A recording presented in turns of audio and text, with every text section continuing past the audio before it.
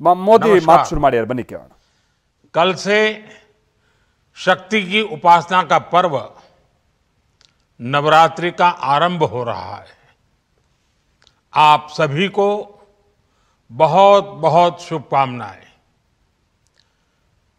नवरात्रि के पहले दिन से देश आत्मनिर्भर भारत अभियान के लिए एक और महत्वपूर्ण और बड़ा कदम उठा रहा है।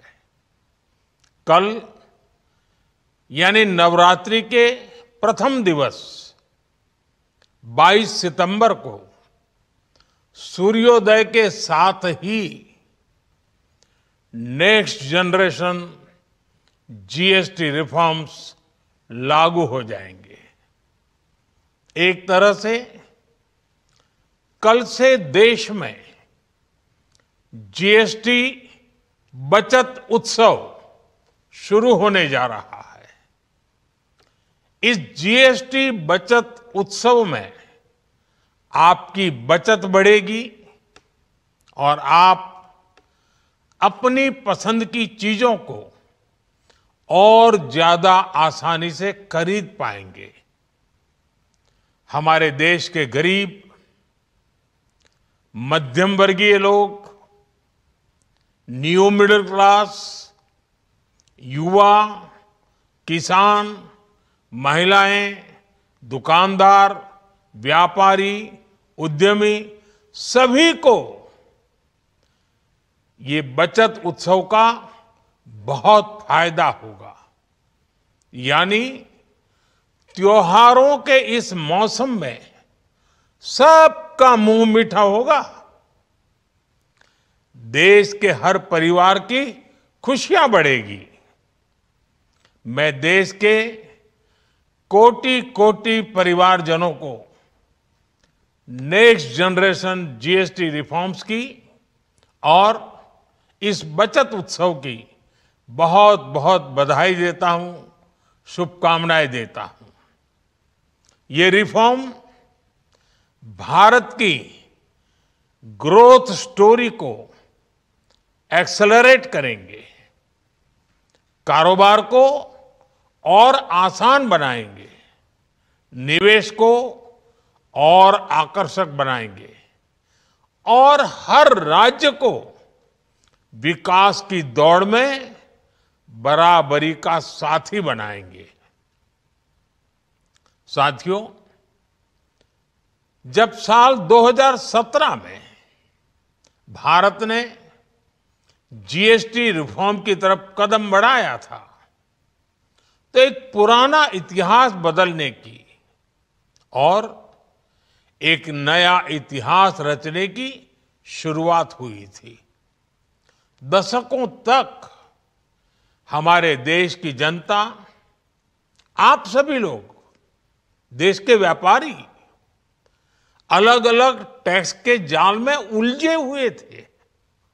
Octroi, entry tax, sale tax, excise, VAT, service tax, न जाने भांति भांति के दर्जनों टैक्स हमारे देश में थे।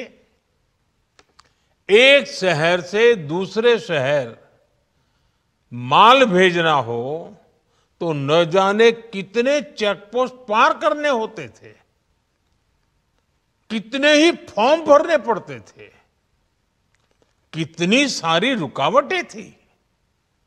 हर जगह टैक्स के अलग अलग नियम थे।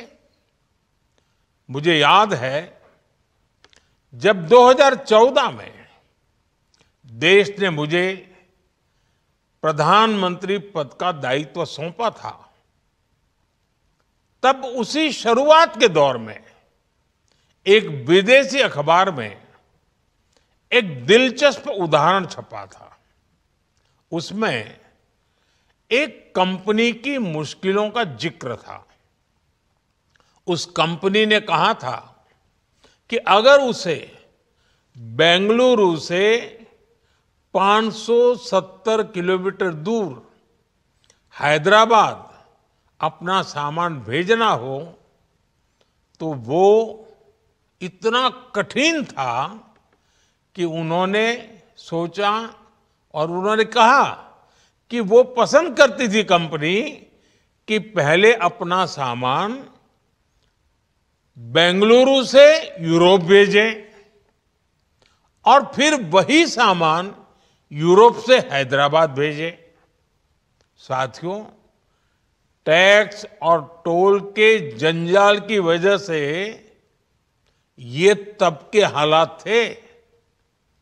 और मैं आपको सिर्फ एक पुराना उदाहरण याद दिला रहा हूं।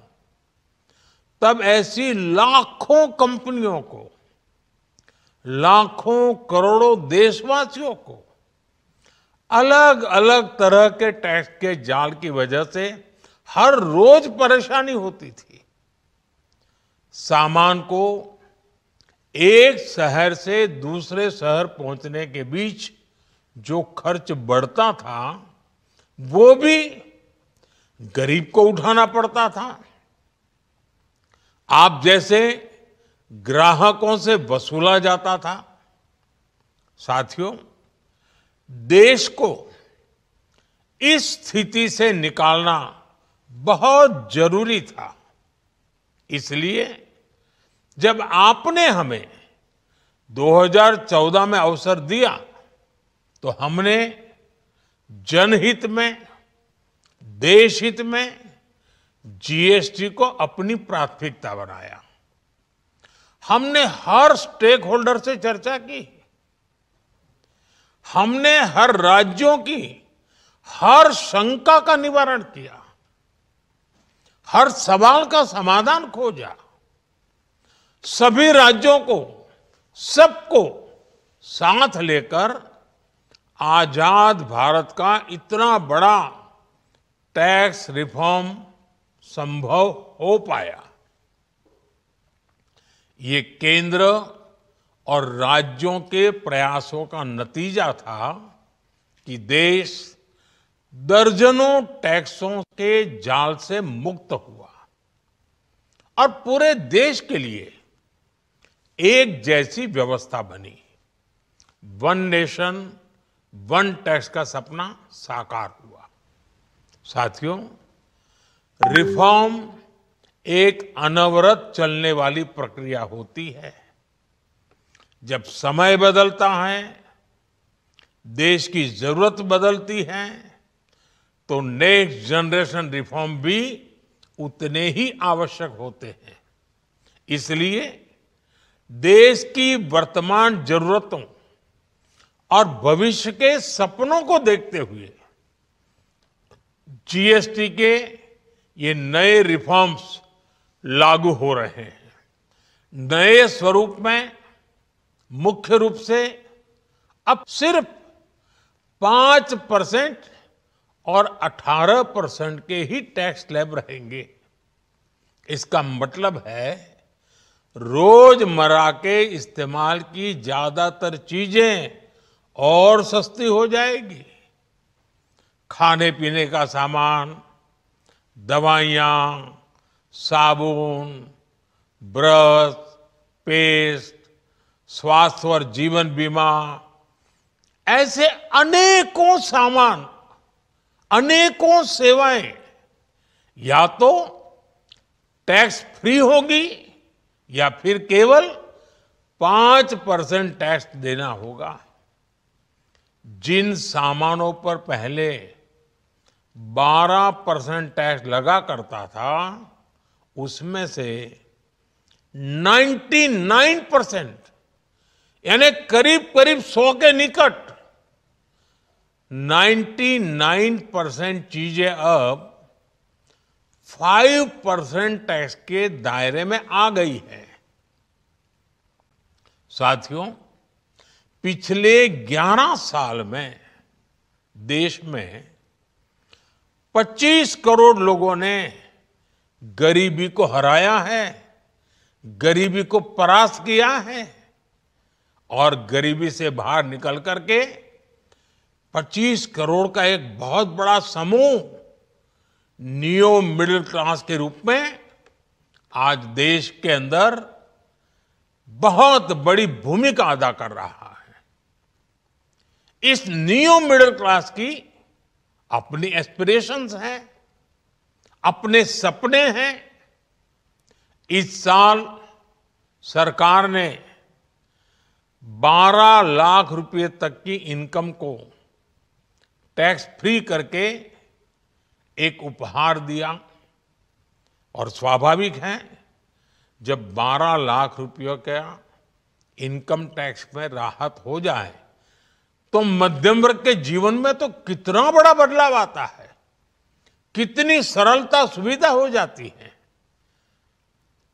और अब गरीबों की भी बारी है, न्यू मिडिल क्लास की बारी है। अब गरीब को, न्यू मिडिल क्लास को एक तरह से डबल बोनांजा मिल रहा है।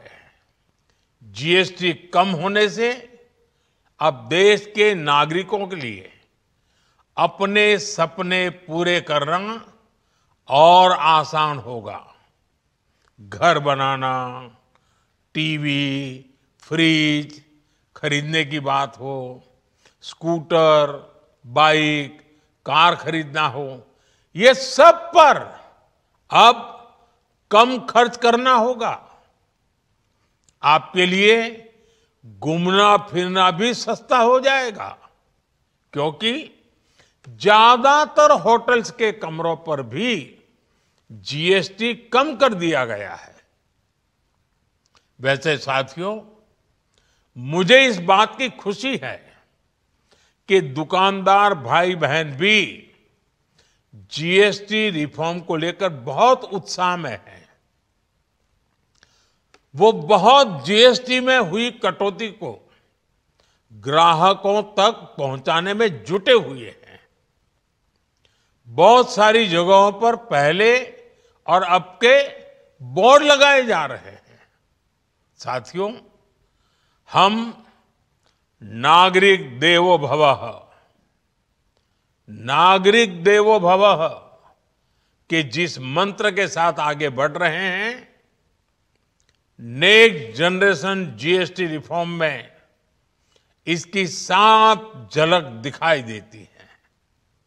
अगर हम इनकम टैक्स में छूट और जीएसटी में छूट को जोड़ दें तो एक साल में जो निर्णय हुए हैं उससे देश के लोगों को 2.5 लाख करोड़ रुपए से ज्यादा की बचत होगी। और तभी तो मैं कह रहा हूं, ये बचत उत्सव है। साथियों, विकसित भारत के लक्ष्य तक पहुंचने के लिए हमें आत्मनिर्भरता के रास्ते पर चलना ही होगा। और भारत को आत्मनिर्भर बनाने का बहुत बड़ा दायित्व हमारे एमएसएमईज यानी हमारे लघु, मध्यम और कुटीर उद्योगों पर भी है, जो देश के लोगों की जरूरत का है, जो हम देश में ही बना सकते हैं, वो हमें देश में ही बनाना चाहिए। साथियों, जीएसटी की दरें कम होने से नियम और प्रक्रियाएं और आसान बनने से हमारे एमएसएमईज, हमारे लघु उद्योगों को, कुटीर उद्योगों को बहुत फायदा होगा। उनकी बिक्री बढ़ेगी और टैक्स भी कम देना पड़ेगा, यानी उनको भी डबल फायदा होगा। इसलिए आज मेरी एमएसएमई से लघु उद्योग हो, सूक्ष्म उद्योग हो, कुटीर उद्योग हो, आप सबसे बहुत अपेक्षाएं हैं। आपको भी पता है, जब भारत समृद्धि के शिखर पर था, तब भारत की अर्थव्यवस्था का मुख्य आधार हमारे एमएसएमईज थे, हमारे लघु और कुटीर उद्योग थे। भारत की मैन्युफैक्चरिंग, भारत में बने सामानों की क्वालिटी बेहतर होती थी। हमें उस गौरव को वापस पाना है। हमारे लघु उद्योग जो बनाए वो दुनिया में हर कसौटी पर बेस्ट हो, उत्तम से उत्तम हो। हम जो मैन्युफैक्चर करें वो दुनिया में आन बान शान के साथ बेस्ट के सारे पैरामीटर को पार करने वाला हो। हमारे प्रोडक्ट्स की क्वालिटी दुनिया में भारत की पहचान बढ़ाए, भारत का गौरव बढ़ाए। हमें इस लक्ष्य को लेकर काम करना है। साथियों, देश की स्वतंत्रता को जैसे स्वदेशी के मंत्र से ताकत मिली, वैसे ही देश की समृद्धि को भी स्वदेशी के मंत्र से ही शक्ति मिलेगी। आज जाने अनजाने हमारी रोजमर्रा की जिंदगी में बहुत सी विदेशी चीजें जुड़ गई है, हमें पता तक नहीं है। हमारे जेब में कंघी विदेशी है कि देसी, हमें पता ही नहीं है। हमें इनसे भी मुक्ति पानी होगी।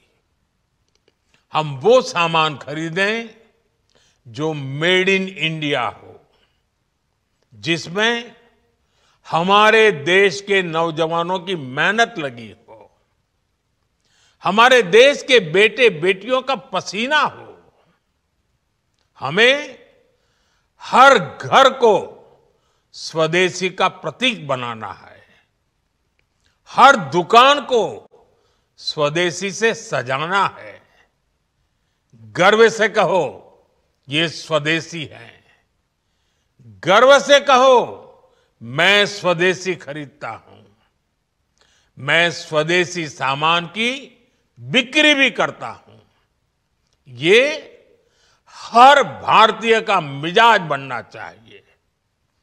जब ये होगा तो भारत तेजी से विकसित होगा। मेरा आज सभी राज्य सरकारों से भी आग्रह है, आत्मनिर्भर भारत के इस अभियान के साथ, स्वदेशी के इस अभियान के साथ अपने राज्यों में मैन्युफैक्चरिंग को गति दे, पूरी ऊर्जा से, पूरे उत्साह से जुड़े, निवेश के लिए माहौल बढ़ाएं। जब केंद्र और राज्य मिलकर आगे बढ़ेंगे तो आत्मनिर्भर भारत का सपना पूरा होगा। भारत का हर राज्य विकसित होगा, भारत विकसित होगा। इसी भावना के साथ मैं फिर एक बार इस बचत उत्सव की अनेक अनेक शुभकामनाएं देते हुए अपनी बात समाप्त करता हूं। एक बार फिर आप सबको नवरात्रि की, जीएसटी बचत उत्सव की बहुत बहुत शुभकामनाएं। बहुत बहुत धन्यवाद।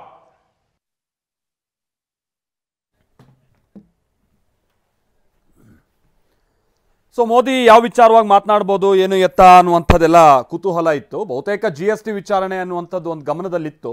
ಹೌದು, GST ವಿಚಾರವಾಗಿಯೇ ಹೇಳಿದ್ದಾರೆ. ನಾಳೆಯಿಂದ GST ಸ್ಲ್ಯಾಬ್ಗಳು ಬದಲಾವಣೆಯ ಪ್ರೈಸ್ ನಾವು ನೋಡಬಹುದಾಗಿರುತ್ತೆ. ಹಾಗಾಗಿ ಕೊಳ್ಳುವಿಕೆಯ ಶಕ್ತಿ ಹೆಚ್ಚಾಗುತ್ತೆ ಅನ್ನುವಂಥದ್ದನ್ನ ಪ್ರಧಾನಿ ಮೋದಿ ಭರವಸೆಯನ್ನ ಇಟ್ಟಿದ್ದಾರೆ. ಆಮೇಲೆ ಇನ್ನೊಂದು ವಿಚಾರ ಅಂತ ಅಂದ್ರೆ ಬಹಳ ವಿದೇಶಿ ವಸ್ತುಗಳನ್ನು ನಾವು ಬಳಕೆ ಮಾಡ್ತಾ ಇದ್ದೀವಿ, ಆದರೆ ಸ್ವದೇಶಿ ವಸ್ತುಗಳನ್ನು ನಾವು ಬಳಸಬೇಕು ಅನ್ನುವಂಥ ನಿಟ್ಟಿನಲ್ಲೂ ಕೂಡ ಪ್ರಧಾನಿ ಕರೆ ಕೊಟ್ಟಿದ್ದಾರೆ. ಹಿಂದೆಯಿಂದನೂ ಕೂಡ ಬೇರೆ ಬೇರೆ ಹಂತದಲ್ಲಿ ಈ ಸಂದರ್ಭದಲ್ಲಿ ಕರೆ ಕೊಡ್ತಾ ಇದ್ರು. ಬಟ್ ಈಗ ಇತರ ದೇಶಗಳ ಮೇಲೆ ಅವಲಂಬನೆಯನ್ನು ಕಡಿಮೆ ಮಾಡಿಕೊಳ್ಳುವಂಥ ನಿಟ್ಟಿನಲ್ಲಿ ಅಗೈನ್ ಕೆಲ ದೇಶಗಳ ಜೊತೆಗೆ ಏನಾಗ್ಬಿಟ್ಟಿದೆ, ಅದರಲ್ಲೂ ನಮ್ಮ ಚೀನಾದಂಥ ದೇಶಗಳ ಜೊತೆಗೆಲ್ಲ ಈ ನಮ್ಮದು ಮಾಡ್ಕೊಳ್ತಿರುವಂಥ ಆಮದು ಹಾಗೆ ನಾವು ಮಾಡ್ತಾ ಇರುವಂಥ ರಫ್ತು ಇದೆರಡರ ನಡುವಿನ ಅಂತರ ಬಹಳ ಹೆಚ್ಚಾಗ್ತಾ ಇದೆ. ಇದೊಂದು ರೀತಿ ಕಳವಳಕಾರಿ ರೀತಿಯಾಗಿಯೇ ಕಂಡು ಬರ್ತಾ ಇದೆ.